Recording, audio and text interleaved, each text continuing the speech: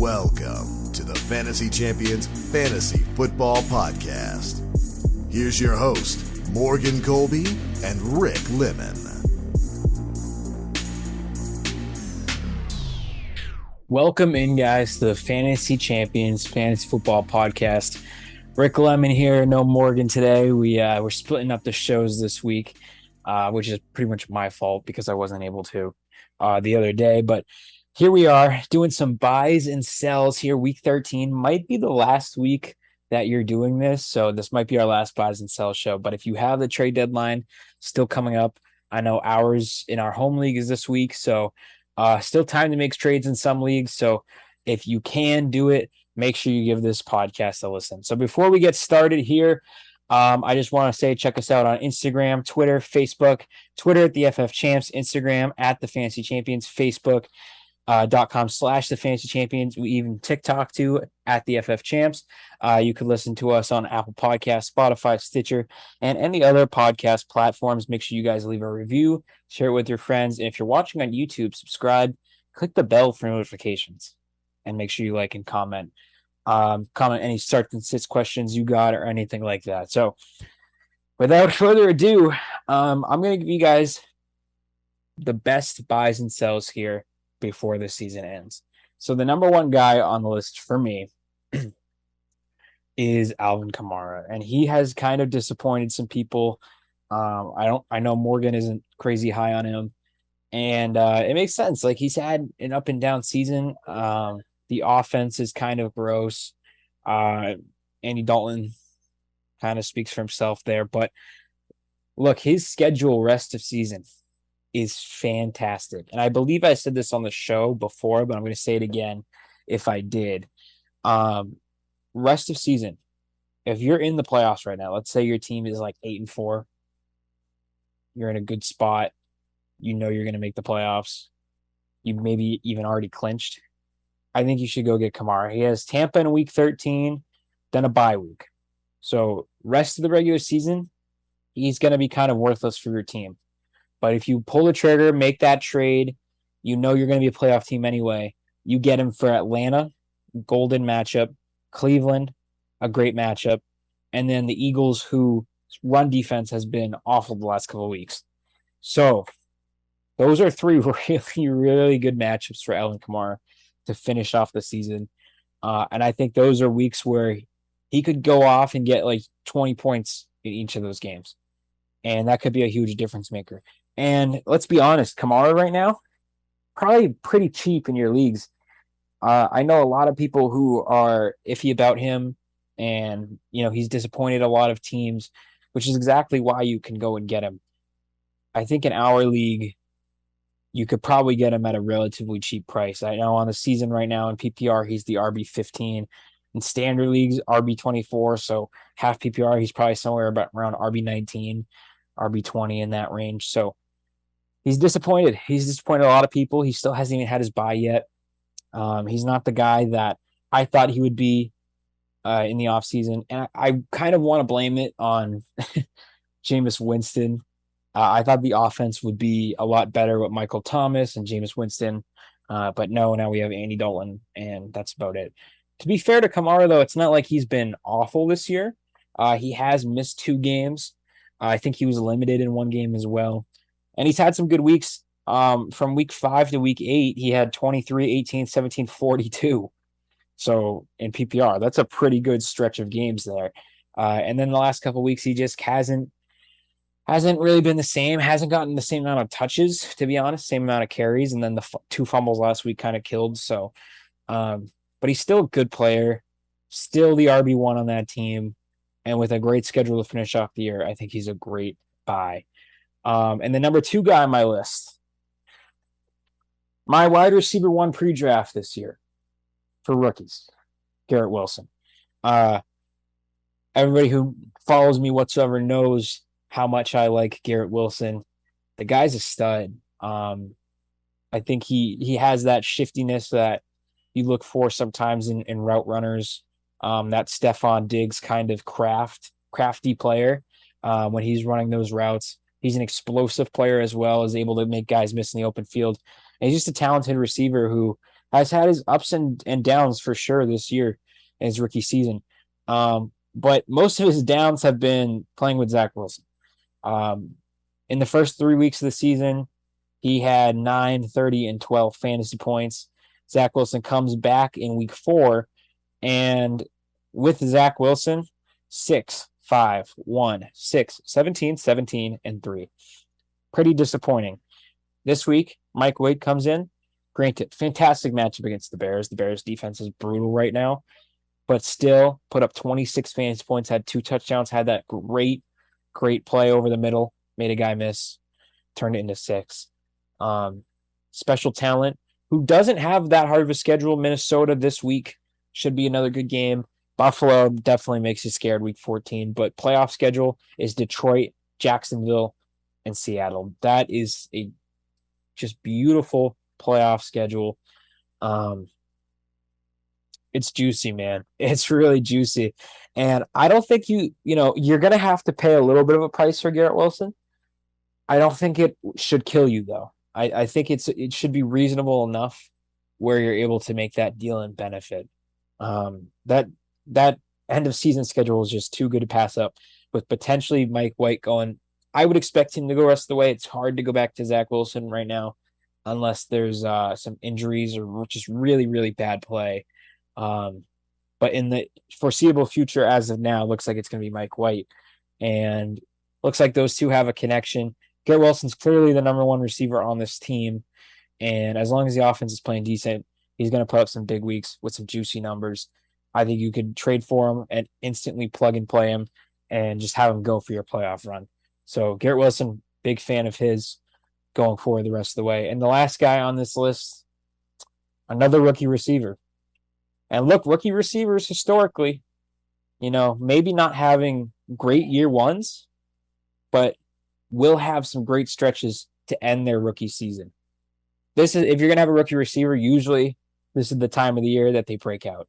But my third guy here, second rookie wide receiver, George Pickens.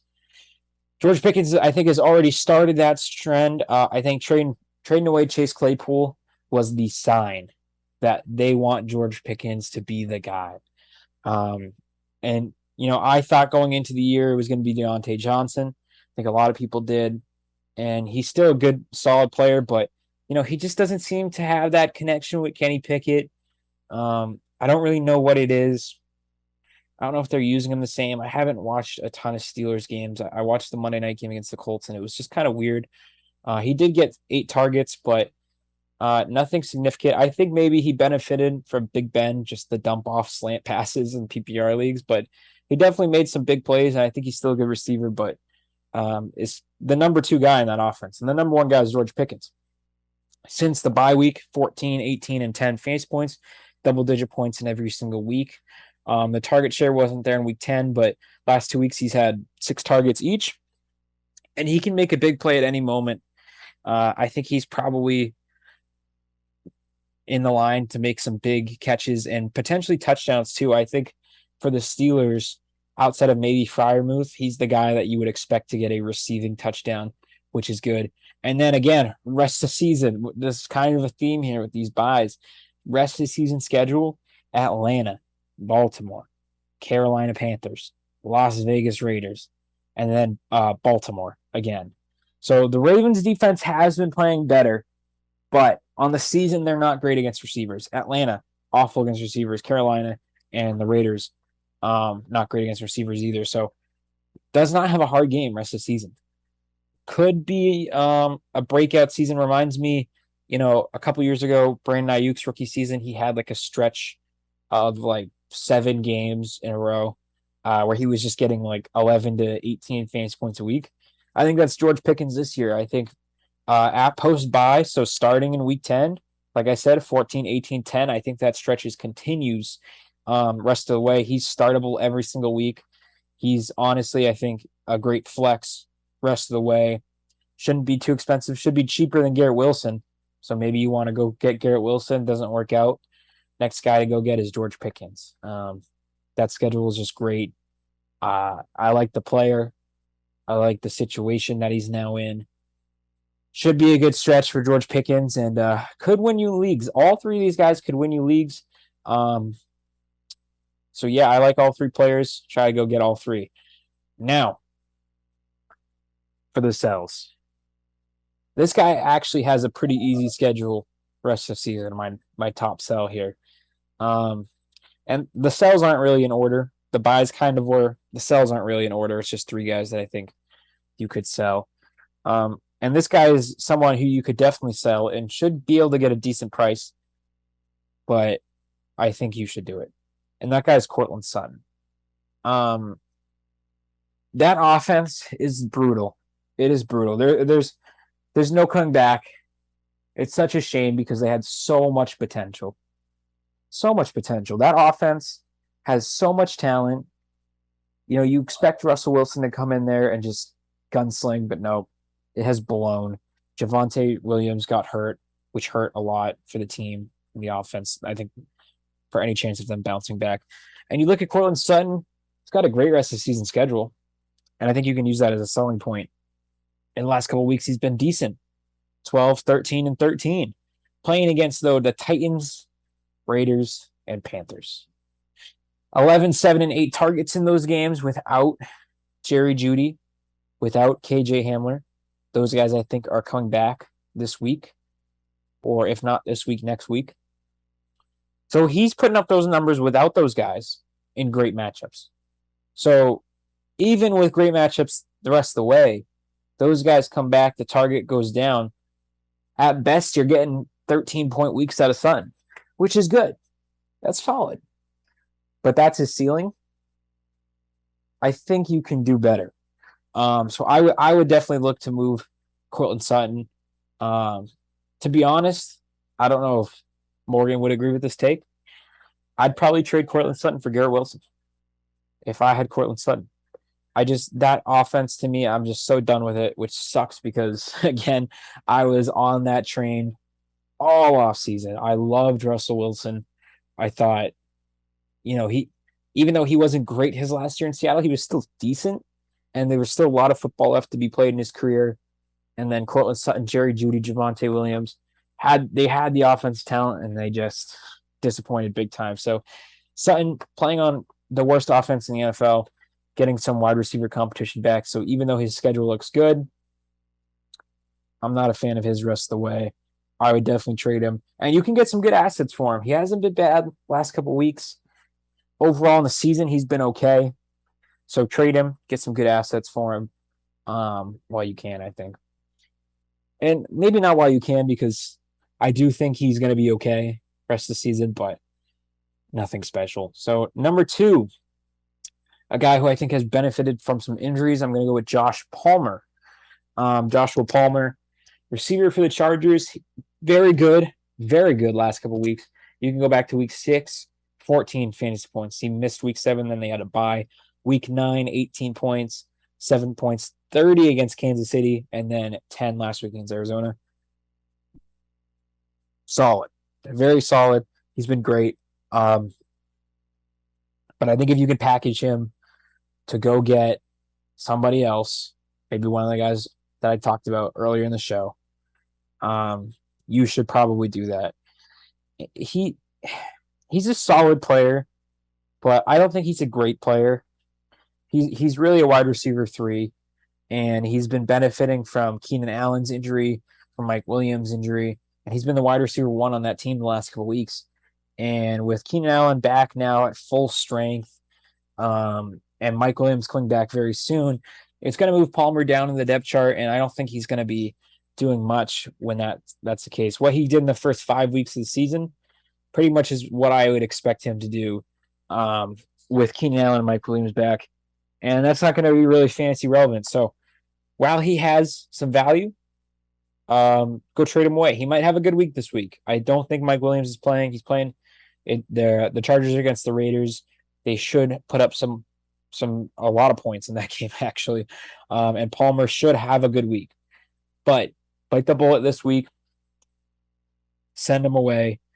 And I think you won't regret it come playoff time. You're going to look at his playoff stats compared to somebody like a Garrett Wilson or George Pickens, and I think you would rather have those guys. So Josh Palmer, number 2 sell. I think probably he's my top choice for the sells of all of these guys. So yeah, if you have Palmer, it's just a great time to package him, right? If you could package him in a deal with another player and go get an upgrade at that flex position, maybe you really use an upgrade at your flex for the playoff push. You should go ahead and do that. So the last guy on this list, the final guy for the buys and sells, I got Devin Singletary. He he's had a good year. He's had a better year than I thought overall. He's up and down, but he's had a lot of ups. 8 points, 4 points, 24, 11, 5, 14, 9, 8, 15, 17, 9, 11. That's pretty solid, especially since week 6. Very, very solid. Gets you pretty much 10 points a week. Doesn't get any, big games in there. The most he's gotten is 17 in that stretch. He had 24 in week 3, but that's the only 20-point week he had. But solid though. He gets you from week 6. He's had 8 to 17 points every single week. That's pretty solid. Really solid RB2. But I think it's a good time to trade him. And the reason being is the snap percentage is the biggest one. It dropped a lot this week. And I think the Bills really liked what they've seen out of James Cook the last couple weeks and are slowly getting him more involved. And he actually, I believe, had more touches than Singletary in this game, which he did. Yeah, he was the team's leading rusher. I think you're seeing a little bit of a shift, similar to Leonard Fournette and Rachaad White. The team wants to get James Cook involved more, and I'd be very scared if I had Singletary. I would have traded. He probably wouldn't have been on my team already if I had Singletary. I probably would have already traded him. But if you're at this point with Singletary still, trade him. Get rid of him. He's just. I'm nervous that James Cook's going to take that job. And let's say James Cook doesn't take that job. This past week, the Bills ran the ball more than they might rest of the season. You're not going to get a game where they run the ball that much. Maybe against a team like Chicago because they're blowing them out by so much in week 16, and you could get Singletary in there for a touchdown or two. But I don't like it, man. I don't like it. I think Devin Singletary is turning into the RB2 on that team, on a team that doesn't really run the ball a lot anyway. That I know they have been the last couple of weeks, but when push comes to shove, that team is going to be throwing the ball a lot. The Bills love to throw the ball, and Josh Allen's going to take carries too on the ground. So I don't want the RB2 in that offense. And similar to guys like Courtland Sutton and Josh Palmer, it's not like you're trading them for nothing. I think you can get a pretty good deal for Singletary. I honestly think you could package in some leagues, not all leagues, but in some leagues, I think you're able to package Josh Palmer and Devin Singletary and go get a really, really solid player. If you had both those guys, I would do that in a heartbeat. Or Devin Singletary plus somebody else and go get a running back upgrade if Singletary's your RB2. You're really just preparing for the playoffs at this point. That's what we're doing. We're preparing for the playoffs at this point in the season and preparing for that championship run. So Devin Singletary, I don't think would be a part of that team, a part of that run. So get rid of him while you can, and you won't regret it. So that's it for the buys and sells. Don't forget to check out our website at thefantasychampions.com. Follow us on Twitter and Instagram, and we will talk to you Tuesday, I believe. See you guys. Thank you for listening to the Fantasy Champions Podcast. Make sure you subscribe on iTunes and YouTube, and follow us on Twitter at TheFFChamps.